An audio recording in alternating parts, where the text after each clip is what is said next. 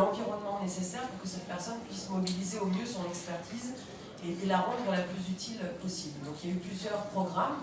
de l'État français comme du PNUD, comme de l'OIM, pour travailler sur cette question du retour de la mobilité des compétences au service du développement du pays d'origine. Je crois qu'on a essayé collectivement avec nos États partenaires de faire des choses intéressantes et avec les associations de faire des choses intéressantes, mais aucun d'entre nous n'a à ce jour, sauf parce que vous m'en informiez, j'en serais très heureuse, n'a trouvé la solution vraiment idéale pour permettre cette mobilisation optimale des compétences. Donc il est vrai que si on fait le bilan des projets qui ont été montés, dans le cas français, c'est vrai que les expériences les plus abouties ont été montées avec le Maroc, le Sénégal et le Mali. Donc de montage de dispositifs dédiés,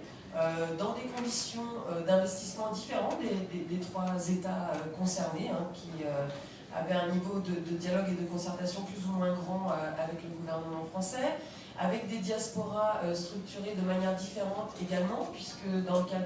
du Sénégal, on a un certain nombre d'organisations, mais peu de fêtières finalement jusqu'à récemment.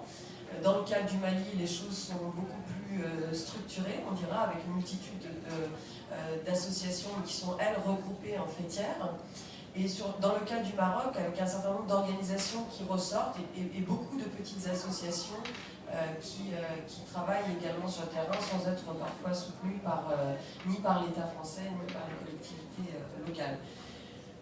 On ne peut pas faire l'économie, je pense, parce que ça a été évoqué et que tout le monde l'a à l'esprit également, du lien, de l'évolution de cette politique du co-développement en 2007 vers la politique dite de développement solidaire, qu'on a parfois eu du mal, qui a souffert de deux griefs. Un premier liant politique migratoire, gestion des flux migratoires et projets de développement. Il faut savoir que sur le principe, dans les conventions qui ont été signées avec le Sénégal et avec le Mali, il existait des comités mixtes qui se réunissaient annuellement depuis les années 90 pour discuter à la fois des questions relatives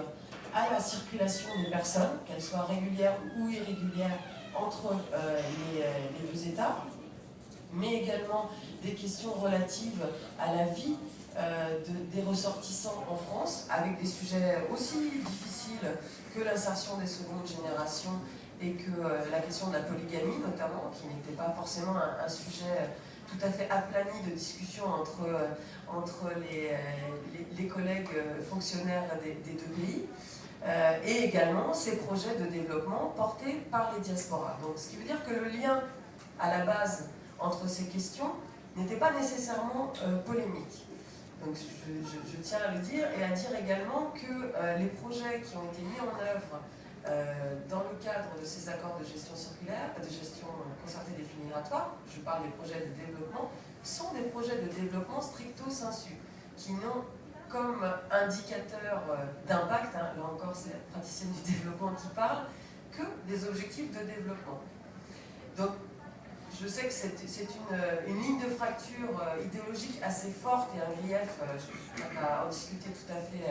avec vous, et à titre personnel, on peut avoir un avis sur cette question. Néanmoins, je tiens à réitérer que les projets qui ont été montés étaient des projets de développement.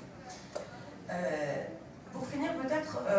voir comment évoluent les choses, en tous les cas dans l'acception du gouvernement français actuellement, et de l'Agence française de développement pour laquelle je travaille, qui est donc l'organe, on va dire, opérationnel de cette politique d'aide publique au développement. La stratégie sur les migrations internes, internationales et le développement qui a été validée par le gouvernement et publiée en 2010 fait valoir une approche concertée en fait, et une approche intégrée de ces questions de migration par rapport aux enjeux du développement. Pour parler plus clairement, en ce qui nous concerne, on considère qu'après un temps de discrimination, même positive, de l'appui aux diasporas par rapport au développement en France, on est peut-être passé à un temps où il est préférable pour les migrants et pour les diasporas et leurs actions qui ne soient pas dépendants de l'annualité budgétaire, des décisions politiques qui vont parfois dans un sens, parfois dans un autre, mais en tous les cas, si on veut en faire de véritables acteurs de développement, qu'ils soient réellement impliqués dans les dynamiques globales. Je m'explique par exemple sur le sujet de l'investissement productif des migrants. Nous avons par ailleurs, je parle de l'agence, un certain nombre de projets